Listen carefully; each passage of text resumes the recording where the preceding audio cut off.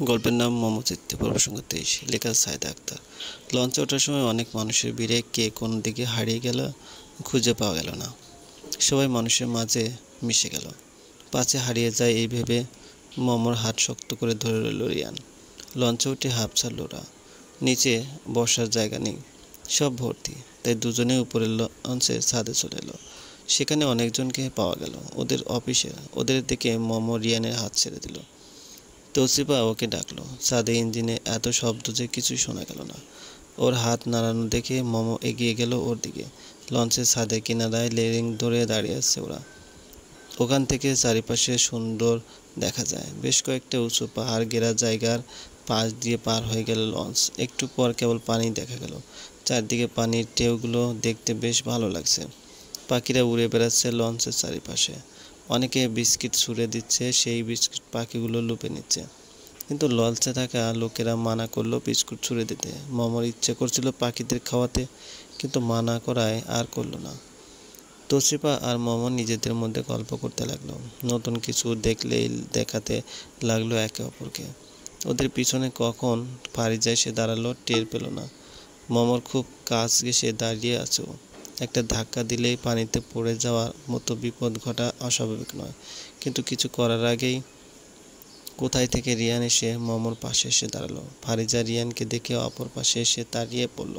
রিয়ানকে দেখলেই ওর খুশিতে মন ভরে ওঠে। ও হেসে হেসে কথা বলতে লাগলো রিয়ানের সাথে। রিয়ান হু হা করলো, কিন্তু তেমন একটা পাত্তা দিল না। ও বিরক্ত হচ্ছে টের পেয়ে ফারিজা কতক্ষণ কথা বলে চুপ করে গেল। তারপর মুখ গোমড়া করে ভিড়ের মাঝে হারিয়ে গেল। যেতে যেতে ঘন্টা দুয়েক লাগবে। তাই মোমো একবার রিয়ানকে চেয়ারে বসে বিশ্রাম নিতে বলেছিল, কিন্তু এত মানুষের মাঝে বসার জায়গা পেল না। 2 ঘন্টা জার্নি শেষে ওরা সেন্ট মার্টিন পৌঁছালো। রিয়ান আর মোমো লঞ্চ থেকে নেমে এক পাশে দাঁড়িয়ে আছে সবার জন্য। জায়গাটা সুন্দর। মিনহাস লঞ্চ থেকে নেমে ওদের পাশে এসে গলার স্বর খাদে নামিয়ে রিয়ানকে বলল, ব্রো, হানিমুনটা না হয় এখানে সেরে ফেলো বলে হাঁটা দিল। কথাটা আসতে বললেও মমর কানে গিয়ে ঠেকেছে। তাই না চাইতেও কান অবধি লাল হয়ে গেছে লজ্জায়। সত্যি বলতে বিয়ের পর এটাই ওদের একসাথে কোথাও বেড়াতে আসা। সবাইকে খুঁজে নিয়ে হোটেলের দিকে হাঁটা দিল ওরা। রুম নেওয়া হয়েছে 6টা, 3টে মেয়েদের, 2টো ছেলেদের আর একটা রিয়ানের জন্য। সবাই সবার মতো সেটেল হয়ে গেল, কিন্তু মমো রুম পেল না। এক রুমে 4 জন করে মেয়ে, ওরা মোট 13 জন মেয়ে। তাই মমো বাকি রয়ে গেল, যে যার মতো রুমে চলে গেছে। মমো তৌসিফাকে খুঁজলো, কিন্তু পেল না। মিনাজ এসে জিজ্ঞেস করলো, কি হলো, দাঁড়িয়ে আছো? জায়গা নেই ভাইয়া, সব রুম ব্লক, আমার সাথে এসো। মিনাজ ওর ব্যাগ নিয়ে দোতলায় চলে এলো। মমো ওকে অনুসরণ করলো। একটা রুমে ব্যাগটা রেখে বলল, এই রুমে থাকো তাহলে। মমো কাঁধের ব্যাগ রেখে বিছানায় বসতে বসতে বলল, এটা কার রুম? মিনহাজ একটা গোয়েন্দা হাসি দিয়ে বলল, জানতে পারবে, রেস্ট নাও, আমি যাই। মিনহাজ বেরিয়ে গেল। ওয়াশরুম শব্দ শোনা যাচ্ছে, কেউ আছে রুমে। মোহাম্মদ ঝুঁকে ব্যাগটা রাখতে লাগেজটা চেনা চেনা লাগলো। পিছন থেকে কেউ বলল, তুমি? মোমো সোজা হয়ে দাঁড়িয়ে গেল। এবার বুঝতে পারলো মিনহাজ যেভাবে হাসার কারণ। মোমো পিছন ফিরে দেখলো রিয়ান ভেজা গায়ে দাঁড়িয়ে আছে, চুলগুলো এখনও মোছেনি। মোমো বলল, কোনো রুমে জায়গা ছিল না, তাই মিনু ভাই আমাকে এখানে দিয়ে গেল।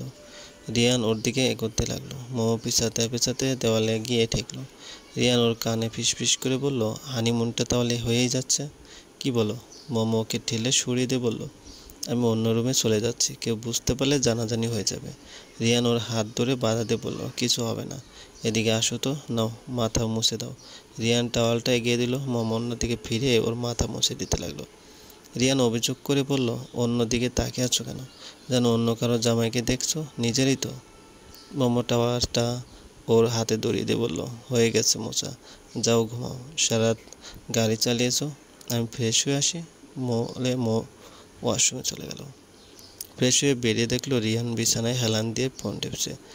মোমো মাথার চুল মুছতে মুছতে বলল, ঘুমাওনি?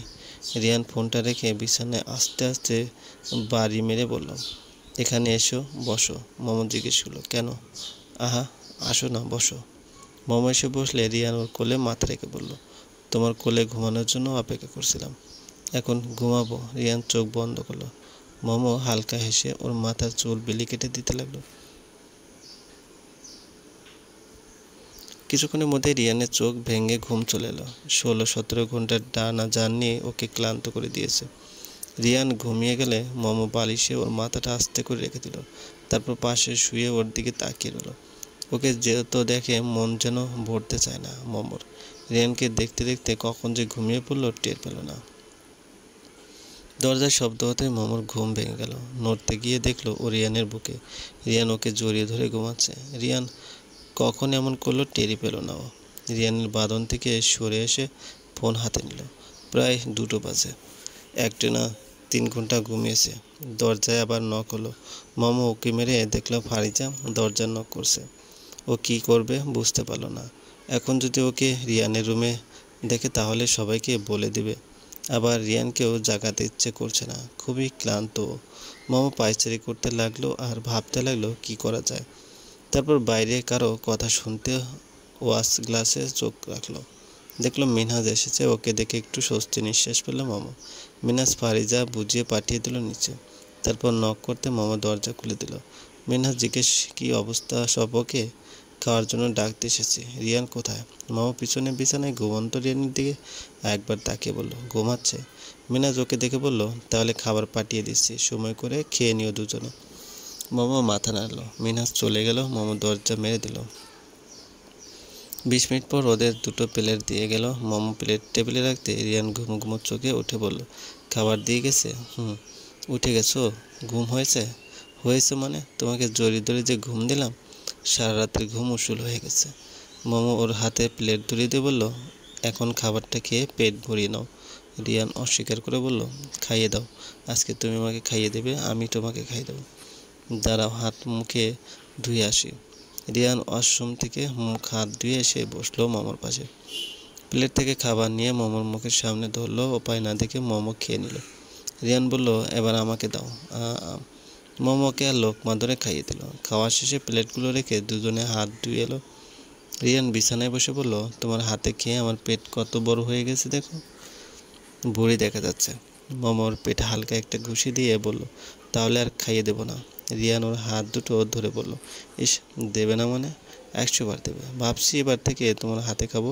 মোমো বলল পাগল নাকি? রিয়ান ওর মুখের পাশে হাত দিয়ে বলল তোমার জন্য। মোমো কিছু বলল না। দুইজনে একে অপরের দিকে তাকিয়ে রইল। ফোনের রিংটোন বাজতেই দুজন চমকে উঠল। রিয়ান বলল ফোন বাজছে, ওয়েট।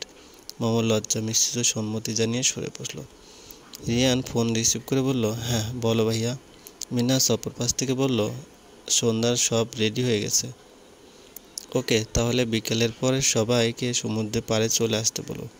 আচ্ছা, খেয়েছিস? শরীর কেমন আছে? খাওয়া হয়ে গেছে। শরীর এখন ফ্রেশ ঝরঝরে। Thank you bro. হঠাৎ রিয়ান একটা হাসি দিল। মিনহাজ বুঝতে পেরে বলল ওটা তোর ভাগ্য, যা খানিমুনটা হয়ে গেল ফাঁকি দিয়ে তোদের, না হলে কোথাও হয়তো যাওয়াও হতো না। আচ্ছা, আরেকটু বিশ্রাম নে, আমি বাকি কাজগুলো সেরে নিই। রিয়ান রাজি হয়ে ফোন কেটে দিল। মোমো জিজ্ঞেস করলো কী হয়েছে।